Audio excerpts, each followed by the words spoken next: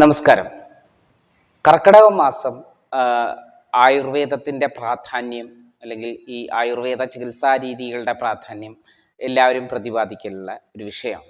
എന്താണ് കർക്കിടക മാസം? അതായത് ഈ വ്യാധിക്ഷമത്വം, അതായത് ഈ പ്രതിരോധ ശേഷി വർദ്ധിപ്പിക്കുക എന്നുള്ളത് തന്നെയാണ്. കാരണം ഇപ്പോൾ ഒരുപാട് അസുഖങ്ങൾ വരാനുള്ള സാഹചര്യമുള്ള ഒരു കാലമാണ് മഴക്കാലത്തിൻ്റെ മൂർധന്യാവസ്ഥയിൽ. ജലജന്യ രോഗങ്ങളായാലും വായുജന്യ രോഗങ്ങളായാലും കൂടുതൽ വരുന്ന ഇതിൽ നമുക്ക് പ്രതിരോധം, ആ വർഷം മുഴുവൻ നമുക്ക് കിട്ടുന്ന ഒരു ഊർജം, അതിൻ്റെ ഒരു ചികിത്സാപരമായിട്ട് ചിന്തിക്കുമ്പോൾ അതിൻ്റെ ഒരു വ്യാധിക്ഷമത്വം എന്ന് പറയും, പ്രതിരോധ ശേഷി വർദ്ധിപ്പിക്കുന്ന ഒരു ചികിത്സാ രീതികളാണ് കർക്കിടക മാസത്തിലെ ആയുർവേദത്തിൽ പ്രാധാന്യം ചെയ്തില്ല.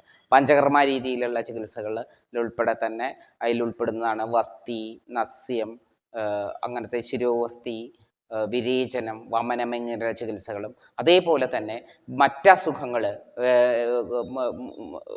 സന്ധിഗതമായിട്ടുള്ള അസുഖങ്ങളും വാതജന്യമായിട്ടുള്ള അസുഖങ്ങൾ, അതേപോലത്തുള്ള മറ്റസുഖങ്ങൾക്കും ഈ ആയുർവേദ വിധിപ്രകാരമുള്ള ഔഷധ ക്രമങ്ങളെ കൊണ്ടും, ഔഷധ കഞ്ഞികളും അതേപോലെ തന്നെ പെട്ടെന്ന് ദഹനം ഉദ്ദീപിക്കുന്ന രീതിയിലുള്ള ഭക്ഷണക്രമങ്ങളും ഒക്കെ ഉപയോഗിച്ചുള്ള ചികിത്സ നമ്മുടെ ഇന്നത്തെ ജീവിതശൈലിയിൽ, ഇന്നത്തെ ജീവിത സാഹചര്യത്തിൽ നമ്മൾക്ക് ഊർജം പകരുകയും അതിന് വളരെയധികം ഈ ജീവിതശൈലി രോഗങ്ങളിൽ നിന്നും വിമുക്തി നേടാനുള്ള